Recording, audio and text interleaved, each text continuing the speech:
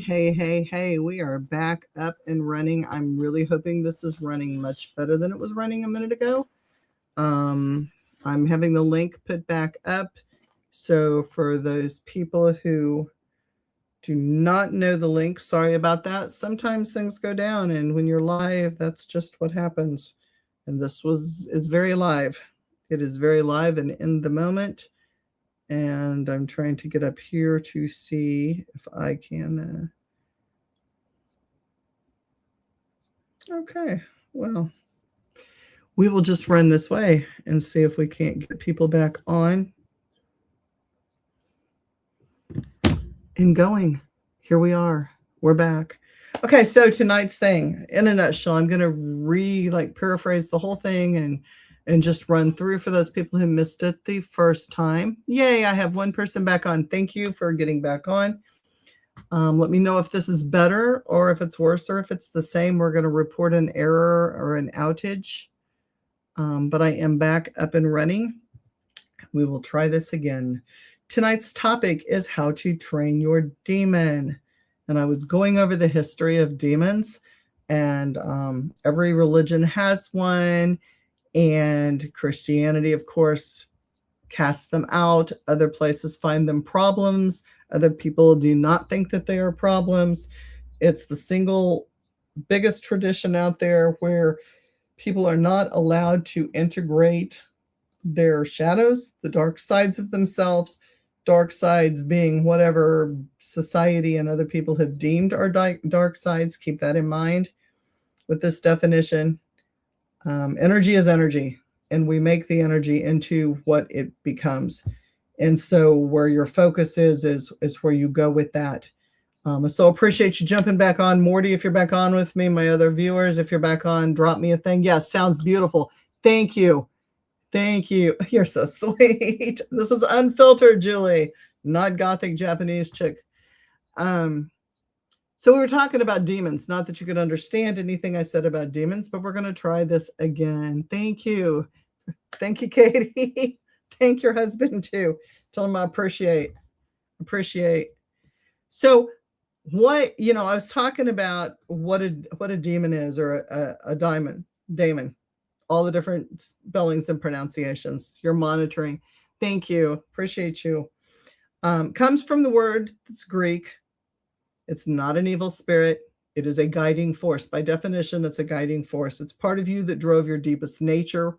Way back in ancient times, it was your genius. It was your most essential frequency for life. Someplace between ancient Greek and modern Christianity, it became a monster. We made it a monster.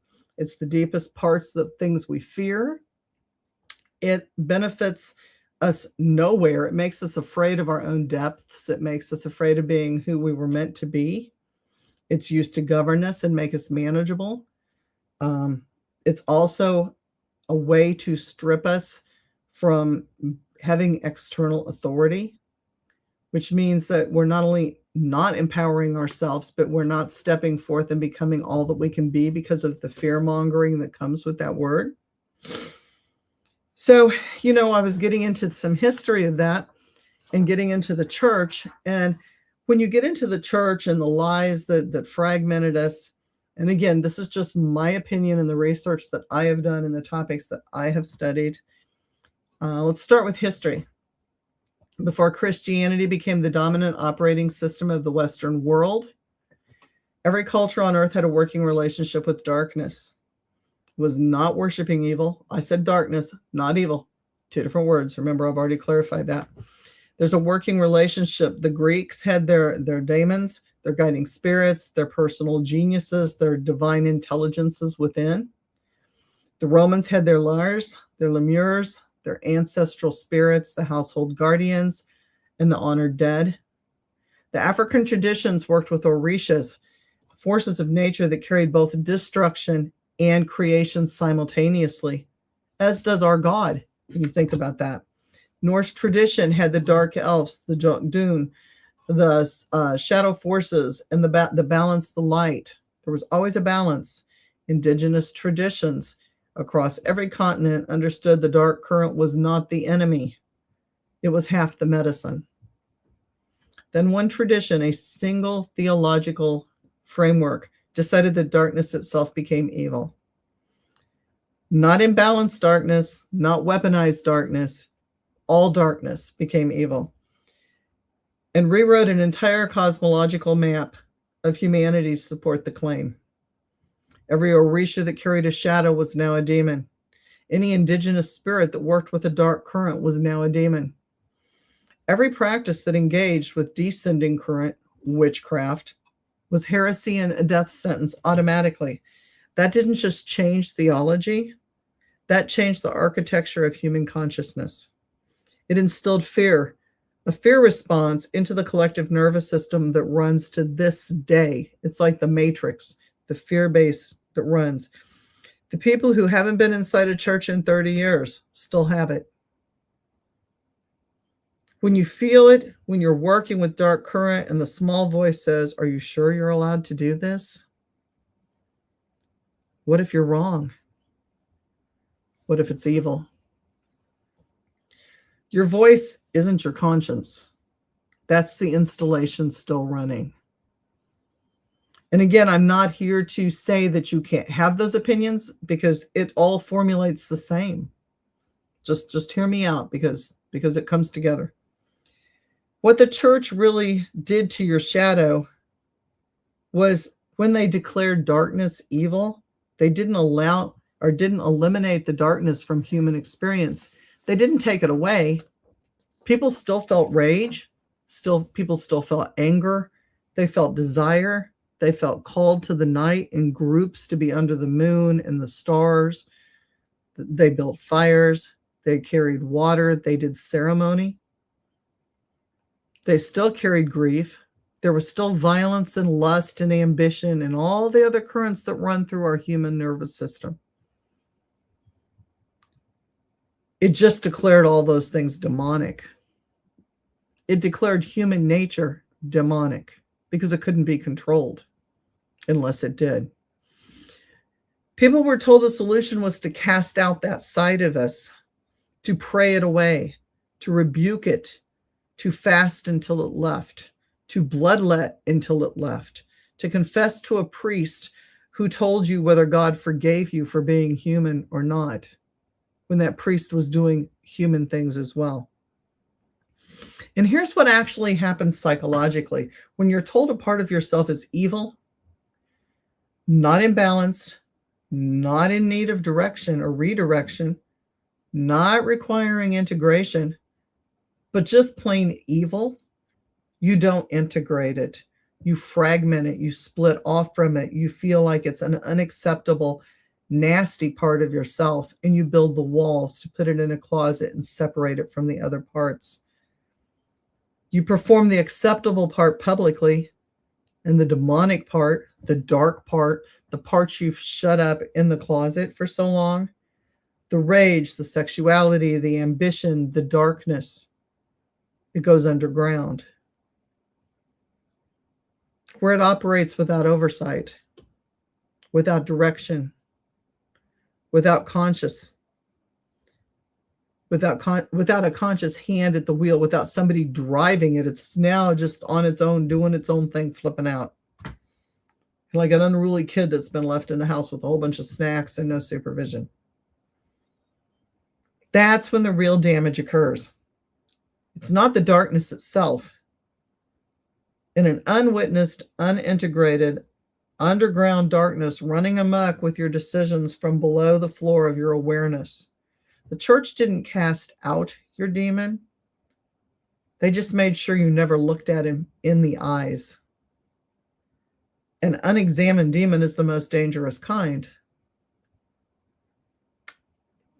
Look at the pedophile priest problem. I'm going to say the things that no one wants to say. I'm going to say the big things. The highest concentration of sexual crimes against children in the Western world occurred in the institution most dedicated to casting out sexual darkness. And that is not a coincidence. That's a direct consequences of the fragmentation model. At its finest, you don't integrate sexuality. You declare it demonic. You perform celibacy publicly. The unintegrated sexual current goes underground, where it finds the most vulnerable outlet available, the shadow that never gets witnessed, never negotiated with, never controlled, never gets its energy redirected into something cleaner or something more appropriate or something more controlled or less accessible. Because remember, anything outside of moderation is bad. Anytime you become excessive, it becomes out of control. And then it festers, it doesn't disappear, and it acts out in the dark. That's why shadow work is not optional for any of us. It's not optional. Those of us that are paranormal investigators that are going into frequently haunted places or places that have a high energy that is not ours, we have to be aware of this. Metaphysical workers that work with other people's bodies as well as our own traumas have to be aware of this. Shadow work is not an option. Integration is not just a spiritual luxury for people to take time to journal or meditate. Unintegrated shadow kills people. Sometimes literally, sometimes relationship-wise, sometimes and almost always spiritually. What deliverance ministry gets right, because there are some good things that it does, right? There's always good. I want to be fair because some of my followers come with religious backgrounds. They're Christians. They believe in God. And I'm not here to burn anything down that you were given.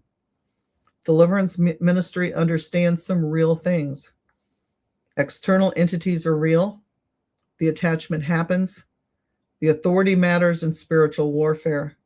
The intention and declaration carry genuine power. These are true. The tool is real, but the application is extremely broken. Extremely broken. What deliverance ministry gets catastrophically. Okay, I've had one drink, seriously. Catastrophe.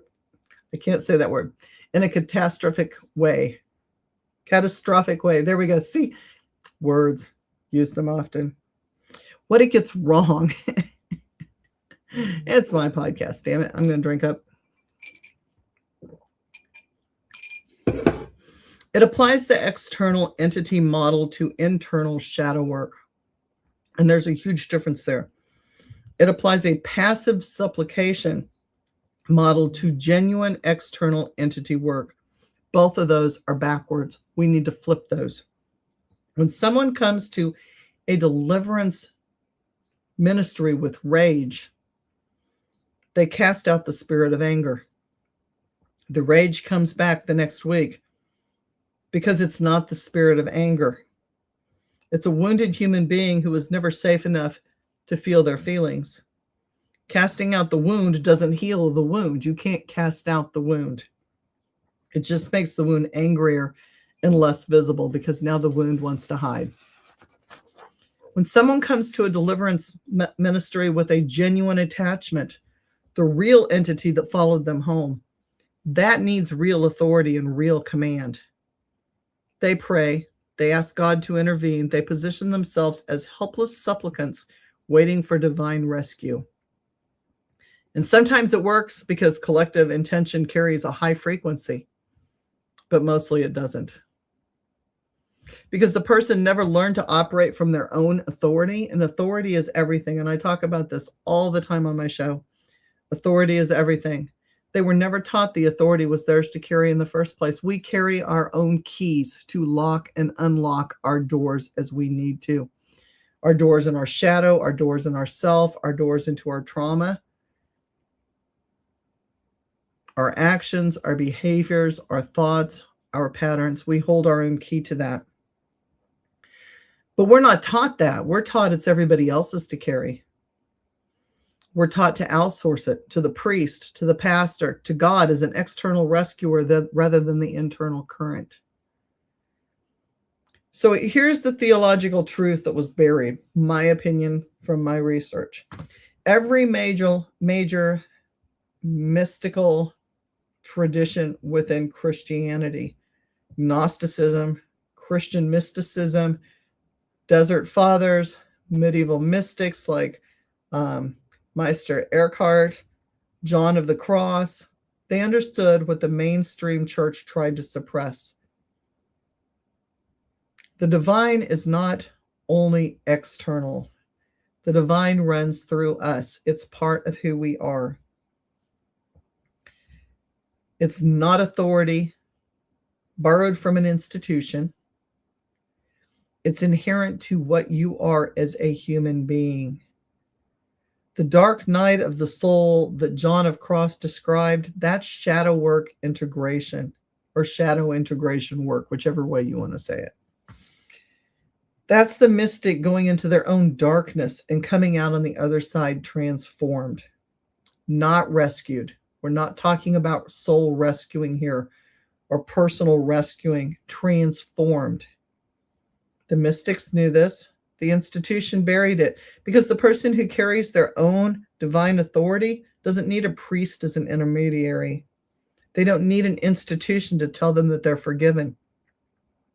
They don't need permission to work on the full spectrum at their own frequency. That person cannot be governed. And governing people was always the point. For my followers that are still in church backgrounds, you were taught that your darkness was the enemy. You weren't taught that the darkness was the unwitnessed part of yourself, desperately trying to get your own attention. You know, hey, buddy, we got an issue here. Hey, we need to talk. You were taught to cast it out. You weren't taught to integrate that. You were taught that authority belonged to God and God's appointed representatives, but you weren't taught that the authority was always already yours. You are that representative. Again, I'm not asking people to leave their faith. I'm asking you to expand it. Because the mystics within your own tradition knew what I'm telling you now. The divine runs through the darkness too. It always did. The light that only exists in the absence of darkness isn't light, it's blindness. So what do you do with this information? What do we do with all this? For the internal shadow work, stop casting it out. Stop. It's part of you. Don't throw it out, and don't throw yourself out with it. Start asking it questions. What are you protecting? How long have you been carrying this? What would you do if you weren't afraid of yourself? What would you do if you weren't afraid of yourself? What would you be capable of doing if you were not afraid of yourself in this very moment? Think about that. Negotiate, redirect, integrate. Give the current a job instead of a prison sentence. Now, that's for internal. Remember, that's for internal shadow work. For those of us that are practitioners or shaman, there are external entities. Stop supplicating. We do not supplicate to anything. Stop asking for rescue. Stand in your own authority. The authority that is inherent to what you are, not borrowed or taken from another institution or another group of people. We are not dependent on anyone else's approval. And command that from your place, your field, your rules, your authority, not negotiable. No. I have never seen anybody that got jumped doing an investigation or doing what it is that we do that said, oh, please just stay off me tonight. Please don't, please just leave me alone. Please. You know, it's like, I'm commanding you to step back. You have to have authority over those things. Again, this is external. So the closing truth on this is the church told you that the demon was the enemy. The real enemy was never the darkness. The real enemy is the fragmentation when we split apart from ourselves. The split itself becomes the danger.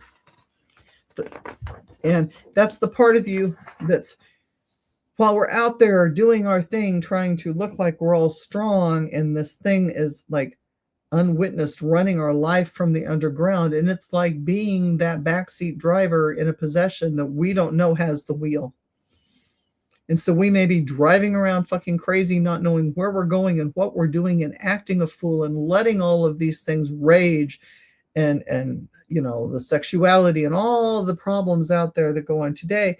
It's being unchecked because the drivers are not even aware that this has raged up and blown up like a zombie infestation within your own body.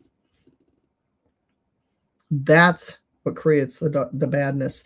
That's what creates the evil. That's what creates the problem.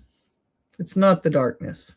It's the unchecked darkness where people are not looking into themselves and seeing themselves wholly, operating at a full frequency with both currents available, positive and negative, light and dark, within their own inherent authority, being intact, cannot be governed, cannot be fragmented, cannot be weaponized against yourself or anyone else. That's why they didn't want you to do this work. That's why they call the shadow demonic. That's why they made you afraid of your own depth. Because your full frequency is not ungovernable.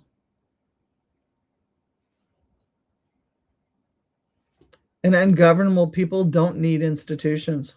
So once you become empowered, and once you have that take back where you're holding the key and you're responsible for your own actions and your own behaviors and you're governing yourself, you don't need institutions. You don't need intermediaries, and you do not need permission. They need to remember who they are. That's the real training, not the demon of yourself. So stop flinching at your own face in the dark, because that's what you're doing. So when we talk about that, we have to go back to some other things. Identifying your personal demon. One of the biggest things it's not what you think it is. It's not the darkness that you're aware of. It's not the darkness you keep explaining away. I'm not angry. I'm just extremely passionate. I'm not controlling. I'm extremely organized. I'm not terrified of abandonment. I just have really high standards. Your demon is wearing a justification costume. How do you find it? How do you pick that thing how do you know exactly what it is? Well, here's some tricks. What do you react to most strongly in other people? What you can't stand in others is almost always what you cannot stand within yourself. It's the mirror principle.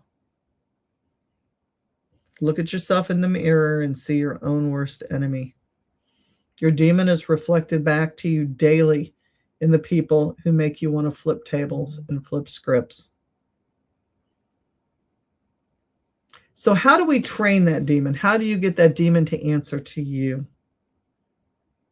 It's a long process. It's a long process. And having sat for a month and a half in my own little hell journey recently, and it was not traumatic. It was a very pleasant hell situation, but I had a lot to look at and I had a lot to take in, and had to do a lot of thinking and a lot of processing, because I really wanted to make it through in one try and not have to keep going back.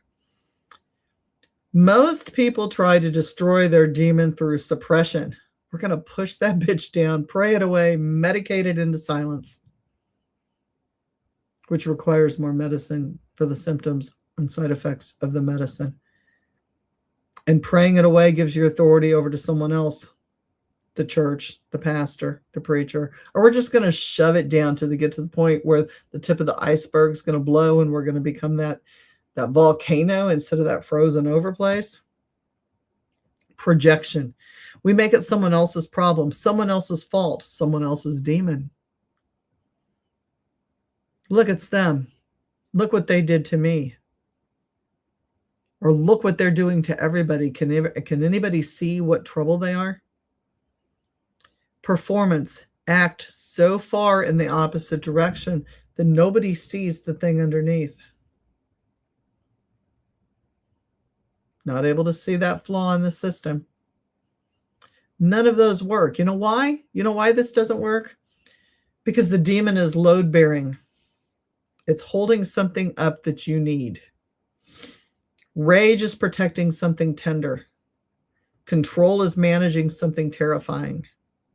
Self-destruction is punishing something that was never given permission to exist in the first place. You destroy the demon, you destroy the wall holding up the ceiling. That fucking doesn't work. What happens when you destroy the walls that are holding up the ceiling? The ceiling comes down. The first thing you got to do, it's very similar to an AA program, right? Like they nailed it. You have to name it without flinching. You have to be able to recognize that, not that you're powerless over it, you have the power, but put a name to it. I'm angry because I don't struggle with anger. I carry rage that has kept me alive, and sometimes it's tried to burn everything down. Why do I carry that rage? Be honest with yourself. Work through that issue. I struggle with anger as an ongoing struggle. Like it means that, yeah, I have issues with anger sometimes. Yeah, don't we all? I mean, we're human, right? As opposed to, man, there are times where that has been what got me through, was my rage. See how far back it got you through. When did that start? Let's take a look at that. That's honest. That's not performance. That is being who you are. It's being genuine in that moment. Genuine to yourself in that moment. And that is so important. Ask it the question, what are you protecting?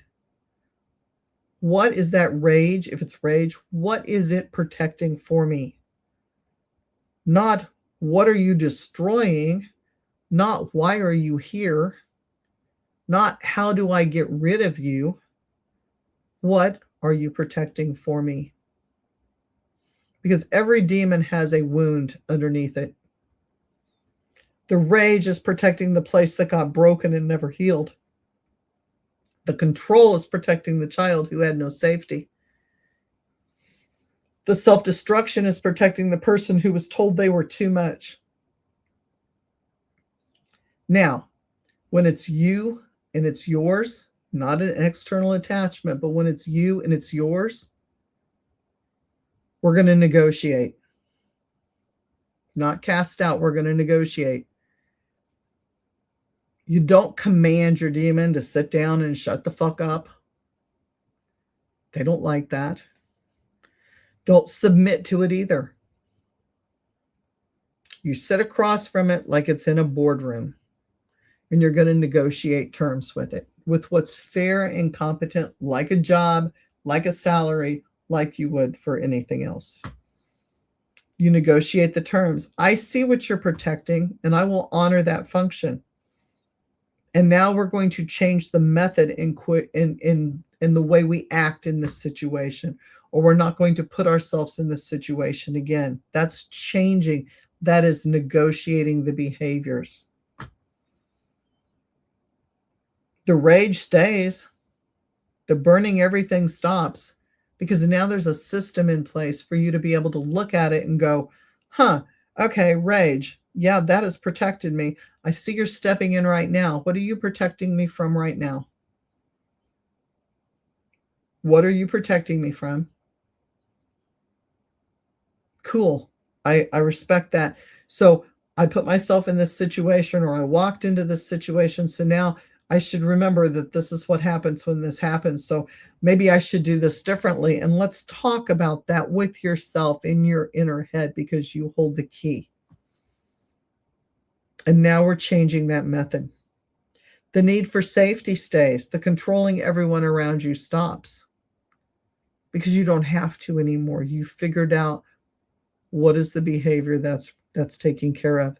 And the self-protection stays, but the self-destruction stops because there's no longer a need to do that. There's no longer a need to self-destruct.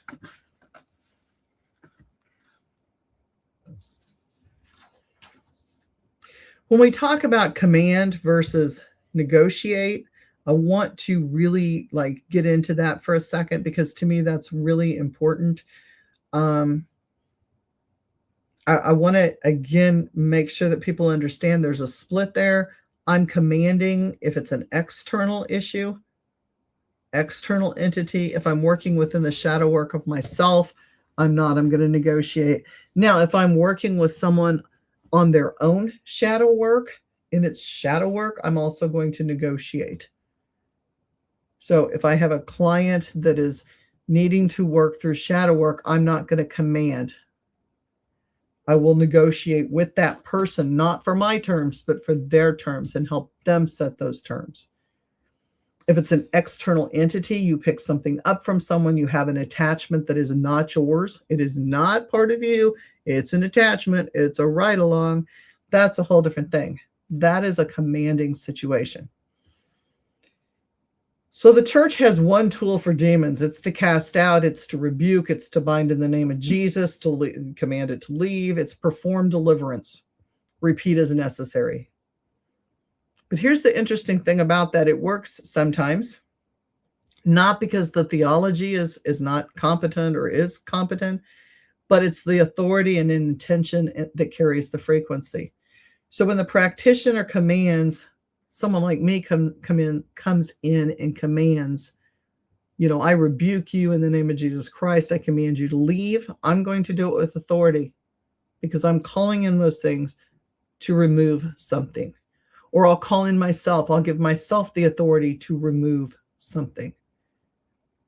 But if I don't believe it, or if I question it, or if I doubt myself, then I'm fucked. It's not going to work. And that's the truth behind that. So you see these people who are living lies, who don't have the empowerment themselves, that are screwing up every aspect of their life because they've not worked through their own shadow work, and then they go in to actually cast out something that may or may not be demonic. Now we have a problem.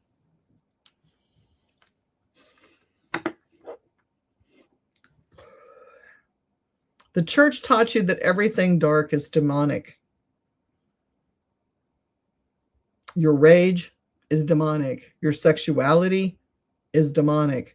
Your refusal to submit becomes demonic.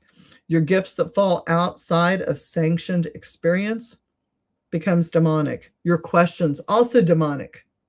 People got burned at the stake for asking questions.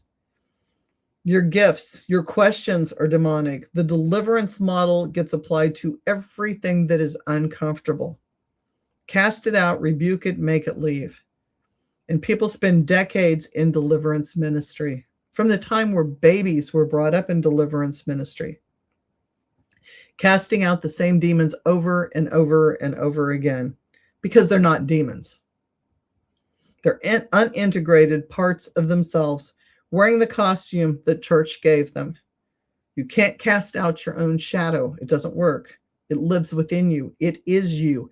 It is commanding it to leave, just drives it underground, where it becomes more damaged with less visibility and less control. So the framework that actually works, there's two completely different situations requiring two completely different responses. The church collapsed them in one. That's where the damage happened. Situation one, internal shadow work. So we've talked about this, right? We talked about internal shadow work. That is your stuff, your rage, your wounds, your pattern, your self-destruction, your control, your fear wearing your face, your mask. These are the parts that you got labeled demonic by systems that needed you manageable. You don't command, you negotiate for this, because this is a part of who you are. This is not an invader. This is part of you that got split off, pushed down, shamed into hiding. You command it, sit down, shut up, be a good girl, Be a good boy. Nope. Keep your mouth shut. Don't say anything. Don't act like there's anything wrong.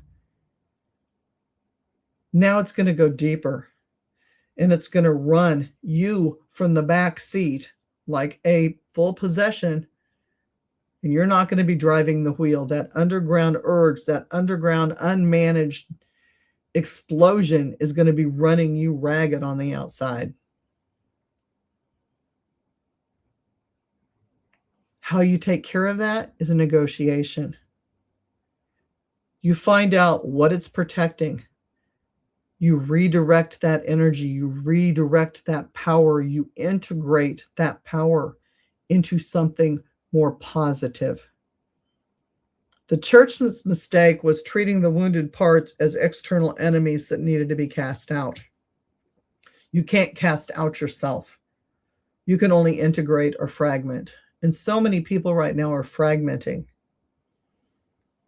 Now, when we talk about external entities, man, word issues, entities, it's really harder than you think to talk and speak clearly when you're doing things like this, because the words just... This is not your stuff. This is something that entered your field with, and I'm going to say, or without or with your permission. Sometimes we're kind of stupid and we go, oh yeah, come on, I want to play with this. Come touch me, come feel me. When you're, doing investigations, or go ahead and use my body, and things step in, and then here we are with an external thing attached. Something that is attached, something that followed you home from the investigation, something that was sent by someone else, something that crawled through the door that got left open. The welcome mat we have that sits out front says welcome. That's the invitation already for the doors open. Your energetic vampires, your attachments, they don't need you to invite them in now. You have a welcome sign at your door. It says welcome. Think about that. It's creepy. For this we command, not because we're performing authority, because we're not performing shit. We have the authority. We were given the authority. We were made in the divine, the architecture's way. He designed, it was designed, our bodies were designed to be like that of the architecture. God, if you will. The divine. Your initiations, your lineages, the places you've been, your ancestors, your stories, your death, your rebirths, all of that is who you are. The authority is real. We don't negotiate with something that does not have the right to be in our space. We command it to leave. We don't hold space for its feelings. We establish dominance. We set terms. We enforce our boundaries. It's my field, my rules, and it's not negotiable. The critical distinction between things that people need to hear, like this is critical. Deliverance ministry gets this backwards consistently. They command the internal, which fragments the self further and breaks and causes more broken people and more damage. They also negotiate with the external through prayer, through pleading, asking God to intervene on their behalf instead of operating from their own God-given authority. Both backwards. So I'm trying to differentiate this because, it's people get these two things mixed up. Fragmenting your psyche and calling it spiritual warfare is bad. And that's why there's so many unintegrated people out there. So I hope I've made a difference in explaining those two things, because to me, they're both really, really different. So what's it look like when we integrate? What does integration look like? It means becoming dark? No, it doesn't. No, it doesn't, because you're integrating a light and dark side. Does it mean becoming dangerous, losing your goodness? No. Oh, if I take in any darkness at all, then I'm not love and light. No, it means your demons stop running you unconsciously. They've now moved up to the front seat with you, and you can have an ongoing chat while your hands are on the wheel, and you can say, no, we're not going to the goddamn store today. You may want some cookies, but you're not going to have some cookies right now. You can have cookies next week. It's now they're sitting there and you're having that open conversation. They're not running amok like the kids at home that have the munchies that are tearing up your house because you left them there by themselves, unattended. That's the difference.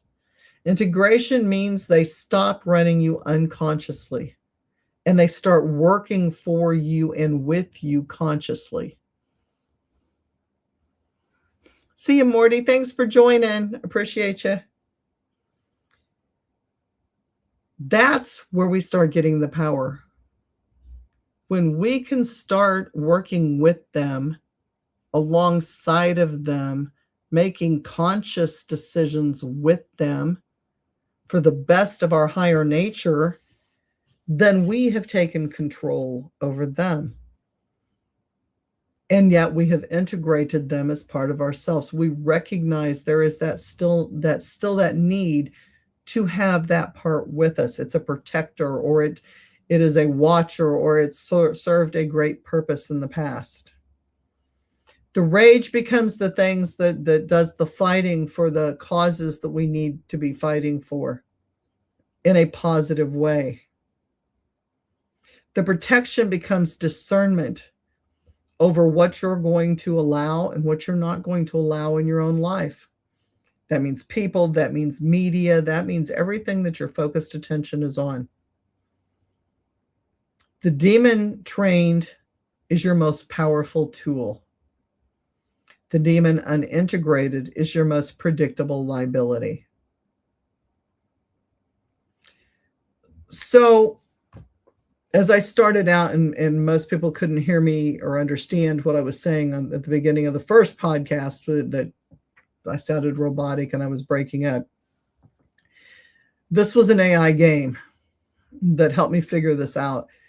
And I literally broke an incubus demon within 15 minutes in the game and crashed the whole. The system didn't know what to do because it was an integrative AI system. And somehow, I guess I don't know what I did. I trained my demon in 10 minutes to become a complete submissive brat that was extremely needy.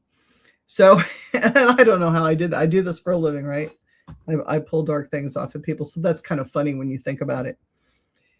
So I want to talk about something. Putting a collar on your demon. Okay. This is the humorous part of it, right? Like, if you're going to have demons walking around, do it like Michonne did, in The Walking Dead. She kind of cut off their arms and had them in a collar, but she was good to them. She made sure they had food and she took care of them. A collar in my world is not submission. It is an agreement. It is a contract. So, when you think about the dominant and the submissive, it's an agreement. You don't put a collar on unless you have someone who's in control. It is an agreement with yourself and with another person, maybe with an entity. I see you. I claim you. You work with me, not against me. And there's going to be an even flow. When you put a collar on your shadow, you're not diminishing it. You're directing it. You are keeping it under control. You're aware it's there. You're responsible for the taking care of it. You're responsible for the integration of that. You can't just drag it behind because you can't. You have to bring it with. The demon doesn't lose its power when it's integrated, and it finally gets to use that power for something real. The rage, the protection, the boundaries, it is now working for you, with you, instead of causing the pain and the distortion of behaviors because it was running amok. I'm going to sneeze. Sorry. Excuse me. The power of allergies and pollen. So, in closing with this, Here's something nobody tells you about shadow work. The demon you're most afraid of, the one you've been running your whole life from, is probably the most important part of you. It's the part that survived what should have broken or killed you. It's the part that keeps fighting when everyone else said stop. The part that loves so ferociously that it terrifies you. The part that will fight so violently because it loves you enough to protect you. That is not a monster. That is you at full frequency. Stop trying to cast it out. Stop trying to suppress it. Stop performing a lighter version of yourself to make the damn room comfortable. Because how many of us have done that in our life? We walk in and we want to make sure that everybody around us is fucking happy and comfortable, but ourselves. Ask what it's protecting. Negotiate the terms. Put the collar on and watch what you become when you stop fighting your own current. Even demons need someone who won't flinch. Be that person first. And then when you're ready, then you can be that for everybody else. But you have to be that for your person, yourself first. So that's what I had to say today about demons and what they are and what it is that we need to do to take better care of ourselves in shadow work. It's so important that we do that, because if we don't do that, we're going to be the mess that's being driven by the passenger in the back seat that's got the, the plexiglass and the bulletproof shit between us that we can't see, that's in control, and not us. So with that tonight, I hope that made sense to everybody. I'm sorry I had to reboot and restart the whole podcast. Does anybody have any questions? I open the floor to any questions. Any questions at all?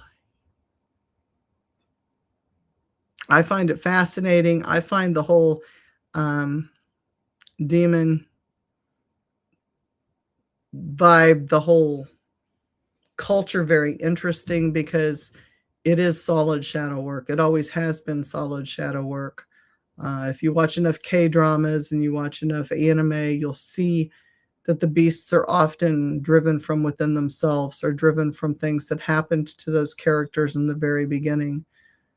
And it's really easy to identify with the demon character when you know the backstory. And there's always a backstory of trauma for that demon character.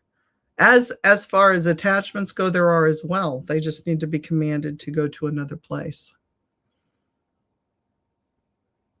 If there's no questions, I certainly appreciate you guys hanging in there with the technical issues tonight. I appreciate you all.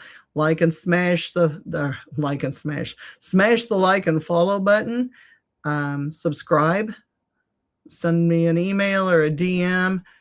Text me. Let me know what you thought. Let me know your opinion. I'm up for further discussion.